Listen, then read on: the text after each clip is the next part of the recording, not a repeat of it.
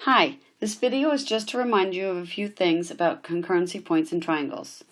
The concurrency points refer to where the perpendicular bisectors intersect all at one point, or the altitudes intersect all at one point, or the medians intersect all at one point, or the angle bisectors intersect all at one point. And these refer to the segments of the triangle. We came up with a mnemonic device to help us to remember all the things that happen with these concurrency points. Courtney probably buys odd animals, causing mayhem in a barn.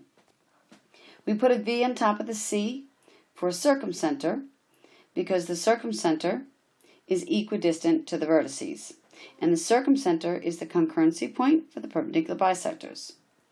The orthocenter is the concurrency point for the altitudes, although we don't really use that so much, so we didn't discuss it at length. Then we have the centroid, centrally located in the middle of the mnemonic device. That's the concurrency point for the medians. And we discussed briefly that the centroid was 2/3 of the distance from the vertex to the opposite side. That we're going to be discussing more in a coming up lesson. Then we have the incenter, which is where the angle bisectors all intersect. That's the concurrency point for the angle bisectors. There's an S above the incenter because the incenter is equidistant to the sides of the triangle. So we have circumcenter, where the perpendicular bisectors intersect. Orthocenter, where the altitudes intersect. Centroid, where the medians intersect, and incenter, where the angle bisectors intersect.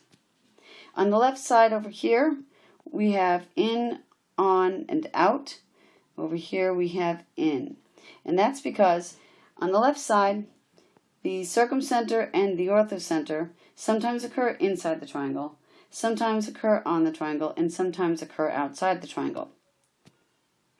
If we're dealing with an acute triangle, the circumcenter and the orthocenter will occur inside the triangle. If we're dealing with a right triangle, the circumcenter and the orthocenter will occur on the triangle. And if we're dealing with an obtuse triangle, both of those, the circumcenter and the orthocenter, will occur outside the triangle. On the right side, the centroid and the incenter will always occur inside the triangle. Next, we have two diagrams here. One on the left being a diagram showing you the circumcenter, which I've labeled inside the triangle as B.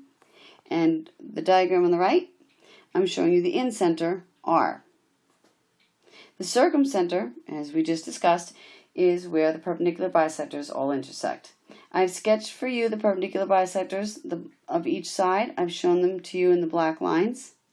They all intersect at one point. Like I said, I've labeled that as B. And we know from up here the circumcenter is equidistant to the vertices. I've shown that with these green segments. These green segments are all the same length. This segment and this segment and this segment are all the same length. And that's because if you notice, they all happen to be radii of the same circle. In fact, they're all radii of the circumscribed circle. And that's why B is called the circumcenter. B is the center of the circumscribed circle. So where the perpendicular bisectors intersect is called the circumcenter, since it's the center of the circumscribed circle. And that's why the circumcenter is equidistant to the vertices, because these are all radii of the circumscribed circle. It might help you remember the name circumcenter. On the right, let's look over here at the incenter R. The incenter R, if you notice, happens to be, as we know, equidistant to the sides of the triangle. This perpendicular distance and this perpendicular distance and this perpendicular distance, as I've noted in yellow, those are all the same length, those yellow segments.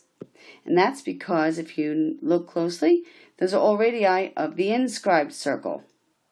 That's why R is called the Center because it's the center of the inscribed circle.